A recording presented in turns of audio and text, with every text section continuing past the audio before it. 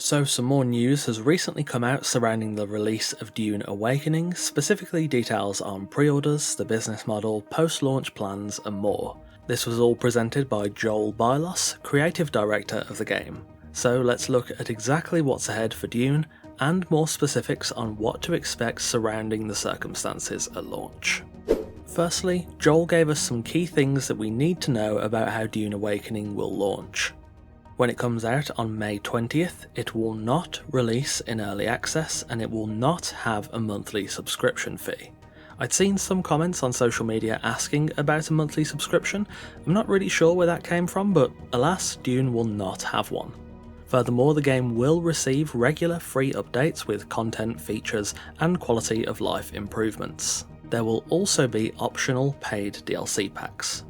To expand on the latter section, in terms of those free updates, Joel says the team will be releasing major free updates to build on the game's story, alongside adding new content and features to the game. Additionally, each of these major updates will also have an accompanying optional DLC. There's no mention of what these DLCs will consist of or what form they'll take, be they more cosmetic, in line with something more like Conan, or a different form. There's no word on that. You will also be able to purchase a season pass for the game that will include multiple DLCs. This is probably going to be similar to other season passes in other games, in that you may buy the pass and get, 3 or 4 DLCs as soon as they release, but of course you can also buy each DLC standalone when and as they come out.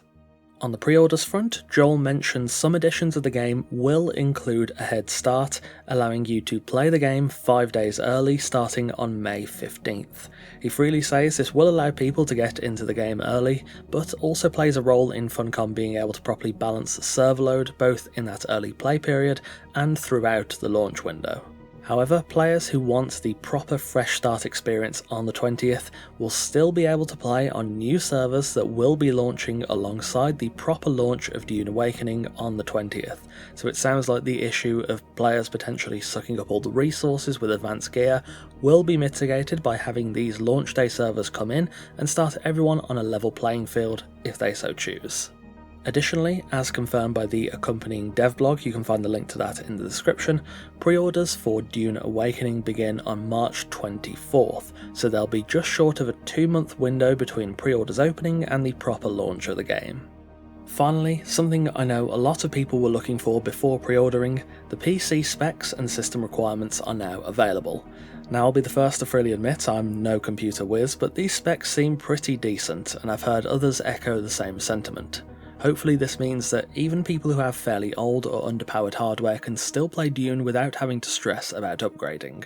Furthermore, it was also mentioned in the blog that Dune will have DLSS 4 with multi-frame generation, AMD's FSR technology, Intel's XeSS2, and for the RGB enthusiasts out there, Razer Chroma RGB integration, and something called Razer Sena Haptics, which seems to refer to some sort of cushion that can vibrate. I can't say I've ever heard of that accessory before, but whatever floats your boat, or, well, harvest your spice, I guess. The blog also has a bunch of settings towards the bottom that will be available on PC, including ultra-wide support, FOV, frame rate limiters and more. There's also a developer livestream for Dune coming on the 24th of March, where senior devs will be playing the game, answering questions and talking about development. Award-winning composer Knut will also be there to talk about the game's music, and the world director will also be showing up to talk about the open world design. Anyway, that will wrap us up for today. I know there were a lot of questions about how Dune will launch and what business model it will take.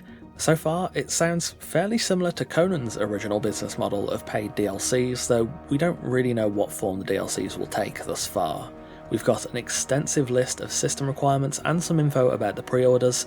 The release of Dune is fastly approaching, and this nice bit of transparency and early information from the team is pretty good to see. Thank you for watching, and a massive thanks to our wonderful esteemed coffee cultists for continuing to support the channel over on Patreon. If you want to support the channel yourself, check out the Patreon through the link in the description, or join as a member here on YouTube by clicking join just below this video. Take care, and I'll see you soon.